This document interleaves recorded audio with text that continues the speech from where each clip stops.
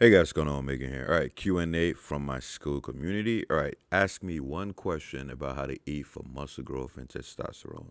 Keep it short, add your height, weight, body fat, blah, blah, blah. All right, so let's look at the poll results. I'm cutting, I'm maintaining, or I'm bulking. Okay, most people are bulking. Interesting. Um, Very few of you guys are cutting. Okay, so let's look at the first question from Favian. 6'1", 185 pounds, 25% body fat. Since I'm skinny fat, I'm guessing that I should carb backload. I want to build muscle and strength. Again, it depends how much fat you have, right? You skinny fat, but there's levels to this shit, right? How skinny fat are you? How big is your gut? How big is your, how much visceral fat do you carry?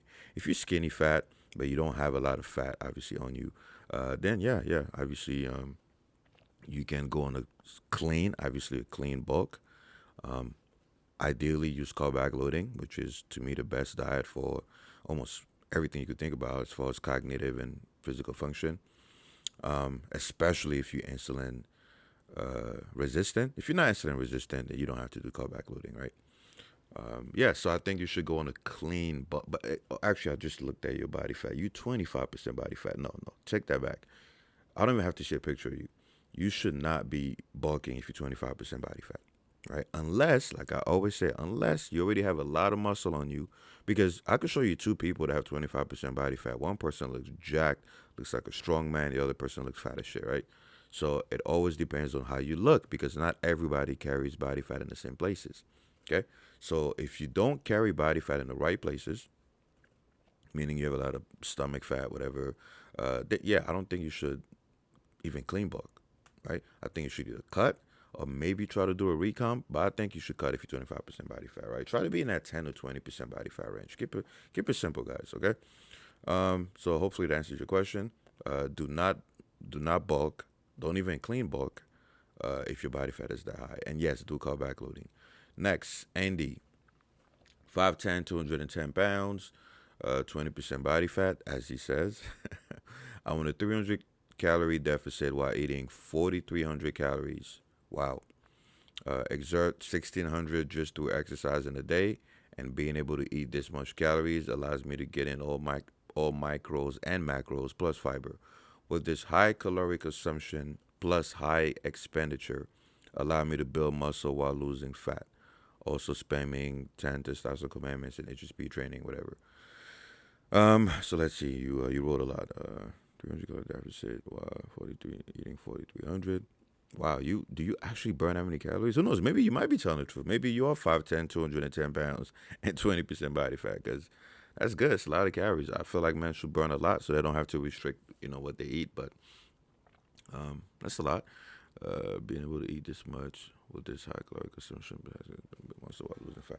Well, again, you're asking a lot of stuff here. So if you're trying to build muscle while losing fat, of course, meaning you're trying to recomp, then obviously you're supposed to be eating at maintenance, right? But even if you're in a deficit, you can still build muscle while losing fat. I made many videos about that, explaining mechanisms. As long as your FFMI is not close to a genetic limit, it is possible, right? And a lot of you guys don't even train all of your large muscle groups. A lot of you guys don't train hamstrings, quads, or don't train them hard or often. So you have a lot of room to grow. So yes, you will be able to put on muscle while losing fat. As long as you're in a deficit, you're gonna lose fat. How that deficit happens depends, right? You could, exercise more, eat less calories, whatever. Increase testosterone so that your BMR is to the roof and your NEAT goes up because you're constantly moving, right? But as long as you're in somewhat of a deficit, you're gonna lose fat. So that's the easy part, right? 300 calorie deficit though, to me, I feel like if somebody's really trying to lose fat, you should go for 500, right? Because 250 to 300, unless you're extremely lean, and you're very religious and meticulous with tracking, it's so hard to know that you're actually getting that, Because you can make a few errors in 3 or 5 meals out of the day, and next thing you know, that deficit is erased, right? So if you really want to lose fat, I would say go to 500 calorie deficit. Gives you a lot of wiggle room. All right, next you have Alejandro Munoz. How important is getting in all of your micronutrients to build maximum muscle? All else equal. I very often see natural guys who eat only whole foods, but not the very nutrient dense kinds. Chicken, apples, rice, and make plenty of gains progress. Okay, so first of all, I can't stand those. those observations, I can't stand it because it's like when people say, "Oh, I see so and so do this." I say, "You don't live with them. You don't see them 24/7. You don't know their genetics. You don't know what they eat on Tuesday. You probably saw them eating on Monday, maybe Thursday. You don't know if they're making up for it on a different day." I hear that a lot where people look for outliers. They're like, "Well, I know this person does this. I've seen this person with it." I'm like, you don't live with them. That's why studies are so important because we try to control confounding variables, right? So you cannot say, "Well, I saw this person do this," or "I saw my friend, he only eats this, but he's jacked." You don't know what else he does. You don't know how well he sleeps. You don't know what he eats on the weekend. You don't know if he overeats good foods on Wednesday to compensate for the shitty eating on Monday. Guys, that's why science is so important because intuitively, there's so many confounding variables we leave out, and there are so many things that we just jump to conclusions in, right? So please, guys, stop making those comments like, "I see so and so doing this and they make playing." Also, you don't know if it's the person is on steroids. Told you many times, if somebody's on TRT, which is steroids, don't let no one tell you it's natty. If somebody's on TRT, PEDs, whatever, it drastically reduces how meticulous they have to be with their diet, right? Because a lot of what we need optimal nutrients for, which is hormone optimization, that's already taken care of. They injecting the bitch, right? So think about it, guys. A person who's zinc deficient, who eats 1 milligram of zinc a day, right, but who injects 200 milligrams of testosterone a week, they're gonna mog you in almost everything. Eventually, it's gonna catch up to them, but they're gonna make plenty of progress, even though the diet is trash, right? So unless you know the person's genetic, I could also mention genetics. Some people have polymorphisms where they're more sensitive to, receptors or nutrient uptake. Like there's some people that have genetics where they only need like 60. I saw a study one time where a person was eating like 60 milligrams of magnesium a day, and they were doing just fine, at least short term. 60 milligrams. Do you guys realize how low that is? The average person needs 400 to 500. See? So please just focus on objective things that work for most people. Don't look for exceptions to the rule. All right. Now that that's out the way, my nigga Alejandro, let's answer your actual question. How important is getting all your micronutrients? Is very important. Very important because eventually it's going to catch up to you unless you one of those exceptions that I mentioned, which 9 out of 10 times you're not, you know? And even if you are, again, like just better be safe than sorry, right? Get your nutrients. And the reason why the nutrients are so important is very simple. It's because they're cofactors for a lot of your enzymes, you know? Not to mention the roles that they play in mitochondrial health and ATP and all that stuff. So if you're missing a building block, it's like saying how important is wood in building a wooden house? Huh? You need wood, right? Anyway, next. Hold on. I think you asked something else. Okay, next. And you also have to factor in that the more healthier a person is, the less nutrients they actually need, believe it or not, because they have less inflammation and, less of the nutrients is going towards the immune system and blah, blah, blah. So, again, there's so many factors. Keep it simple, guys. Just eat your nutrients. Next, when bulking, what rate of weight gain, pounds per week or pounds per month, is too fast? 6 foot, 187 pounds, 15% body fat. Name is Harrison Hunt. Okay, when bulking, what rate of weight gain is too fast? Well, if unless you're underweight, right? So I'm assuming that you're a normal person.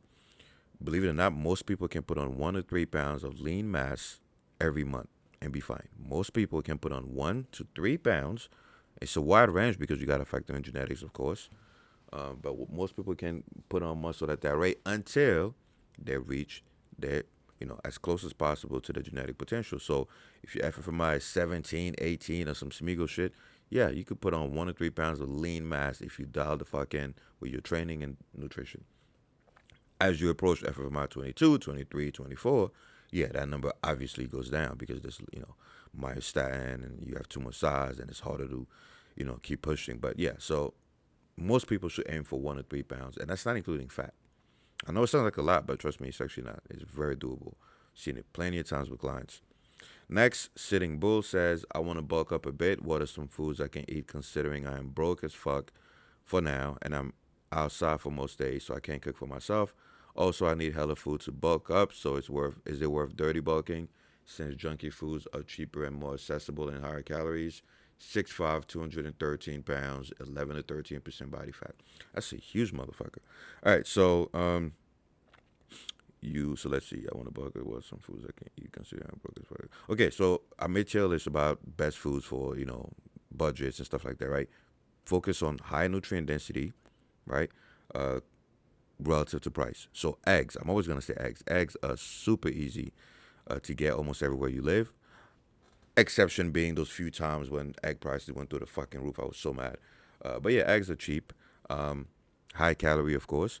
If you're bulking, look for things that are high in fat, right? You don't want your fats to be so high that you have no room for, for carbs. But yeah, look for things that are high in fat. Look for liquid foods.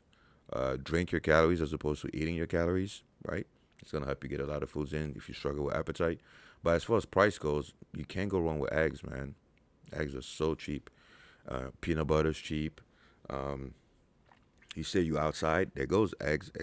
Eggs solve that problem. You could carry eggs. You could, and when I say carry, I mean like boiled eggs, right? It's gonna smell like ass, but you could put boiled eggs in a jar.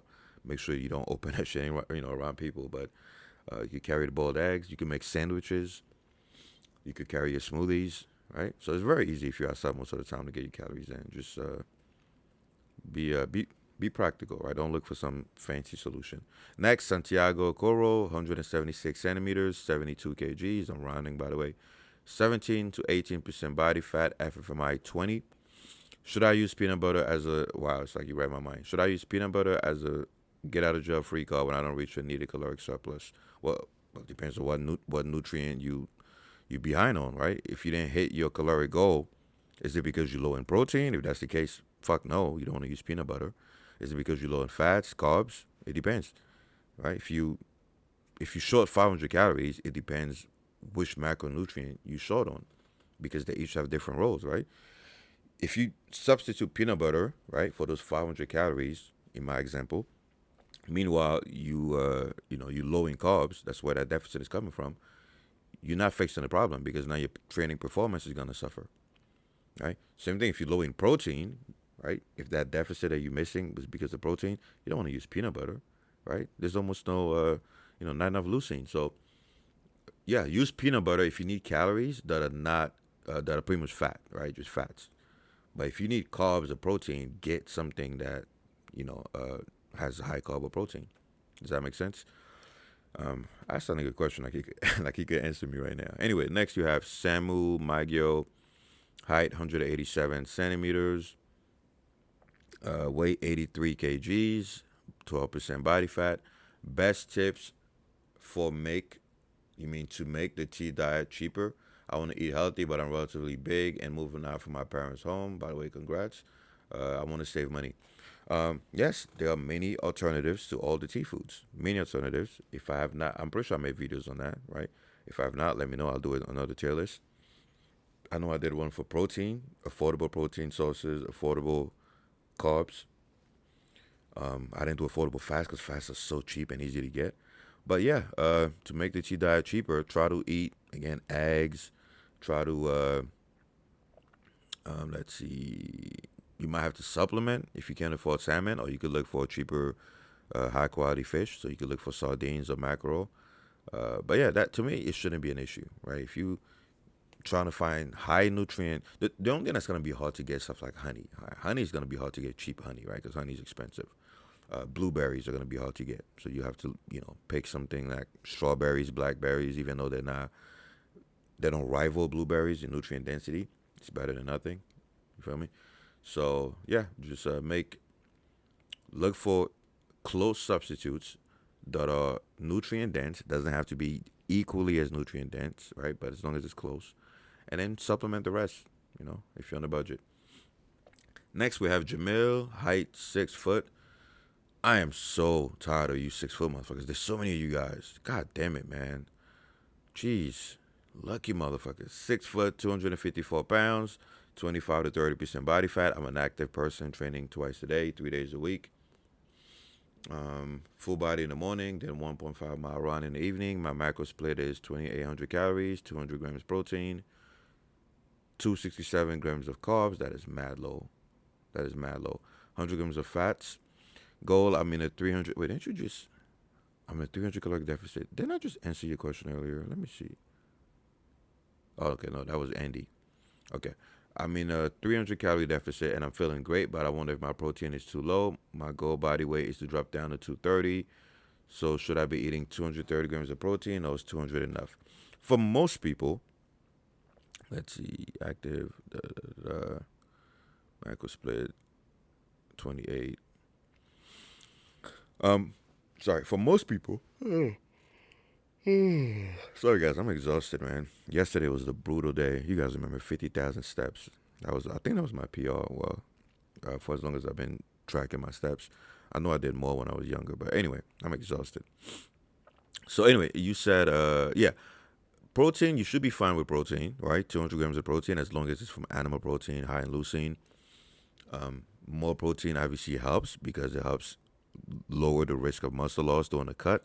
The problem is that something is going to suffer, and most of the time it's carbs. You do not want carbs to suffer during a cut. I repeat, you do not want carbs to suffer during a cut. You want your carbs as high as you can get them. In fact, even though fats are important for hormones or whatever, I will sacrifice fats before I sacrifice carbs. In your case, in your specific case, because every scenario is different. Mainly because fats you could go down, to where you have like enough of the essential fats. And testosterone might take a hit, but it's not a huge hit as long as you're getting essential fats. Meanwhile, cortisol is going to take a huge hit if you don't have enough carbs, right? Including free testosterone. So I've seen people that lower their total testosterone by reducing fats, but because that increased carbs, their free testosterone actually went up, right? Because you need carbs to regulate SHBG. So without getting too technical, I think you should increase your carbohydrates. You're a big guy. There's no pause. You're a big guy, but there's no reason why you should be eating less than 300 grams of carbs at your size, especially if you train hard and run. So you are screwing yourself there, buddy. So to answer your question, yes, your protein is relatively fine.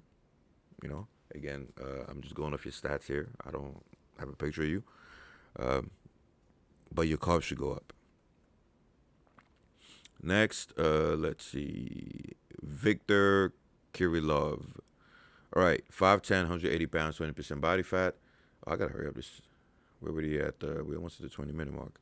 If I want to avoid seed oils, what cooking oils would be best during bulking? Since I'm already consuming quite a lot of dairy and eggs, using something like animal fats, coconut oil would push my saturated fats too high, I think. Okay, I see what you mean. So you can use olive oil, right? You can use olive oil. It does not fall in the category of seed oils. You can use olive oil. You could just spray that shit, right? Use the pan spray. But yeah, my best guess would be olive oil. If you don't want to increase your saturated fats, at least you're gonna increase your monounsaturated fats with olive oil. All right, next. Oh shit, that's my nigga J. You know what's funny?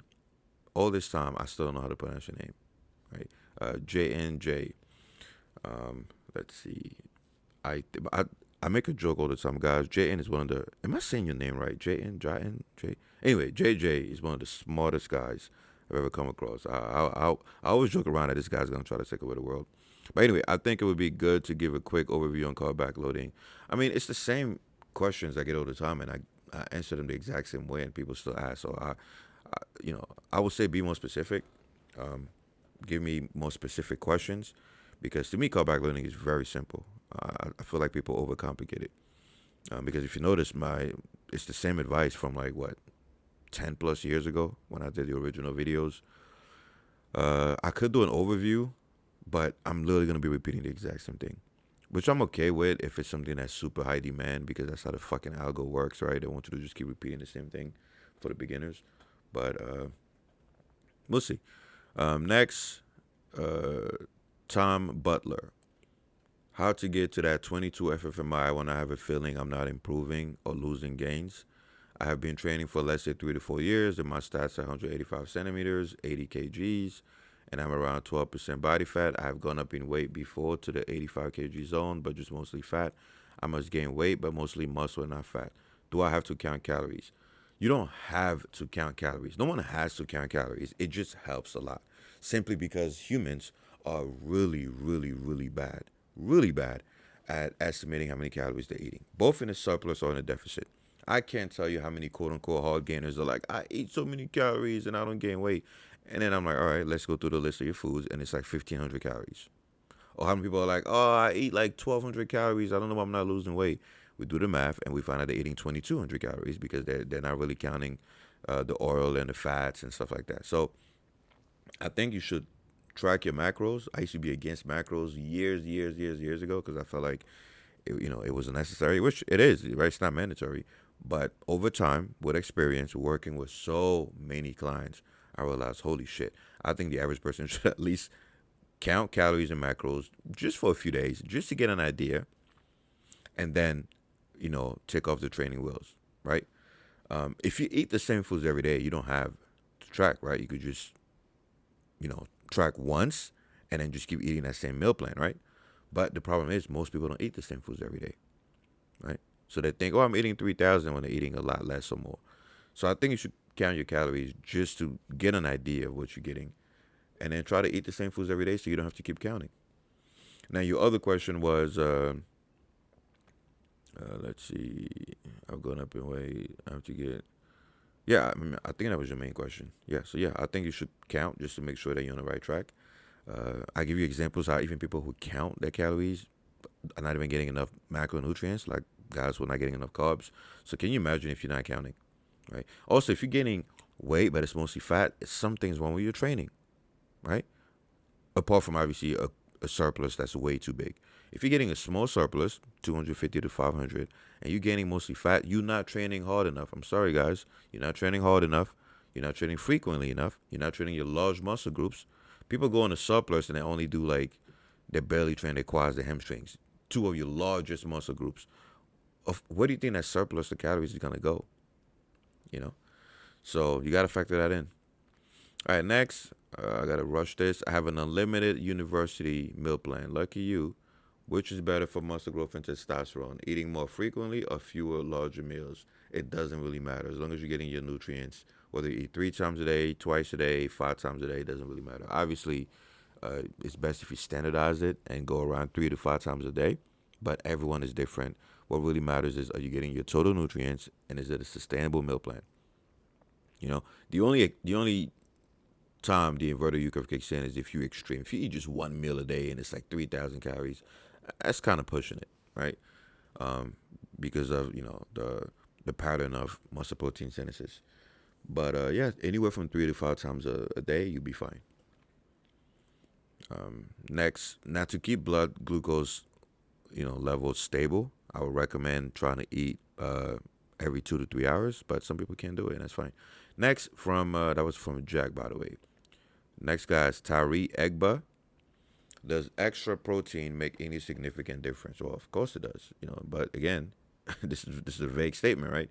Extra protein. How much extra? How much are you already getting? If you're eating 50 grams of protein a day and you eat 50 grams extra, yeah, that's gonna make a huge difference. But if you're eating 200 grams of protein a day and you add another 50, the difference is marginal, right? So it depends on how much extra you're adding.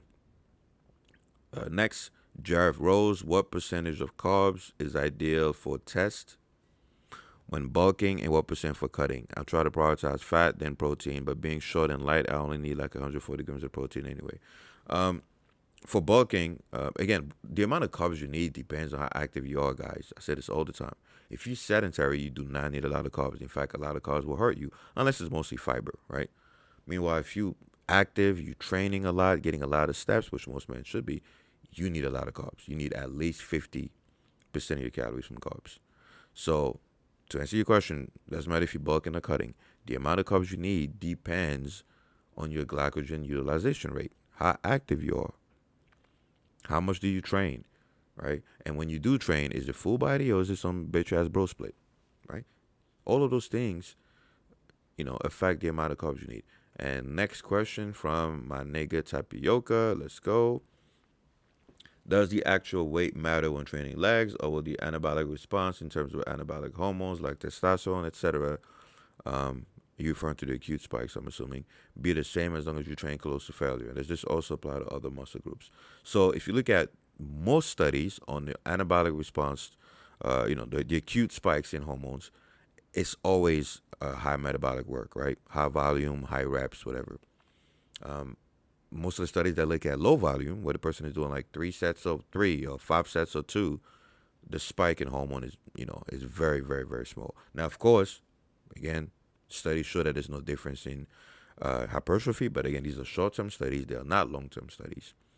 And there's a lot of factors that don't account for, like androgen receptors and stuff like that. So yes, if you want to maximize the anabolic response in terms of hormones, it's usually high metabolic work. Anything that really increases lactate, anything that's, you know, high volume, right? High sets, high reps. All right. Hope this. Let me see. Yeah, that's everybody. All right. Hope this video helps. Join the SKOOL community. Submit more questions. I'm out of here.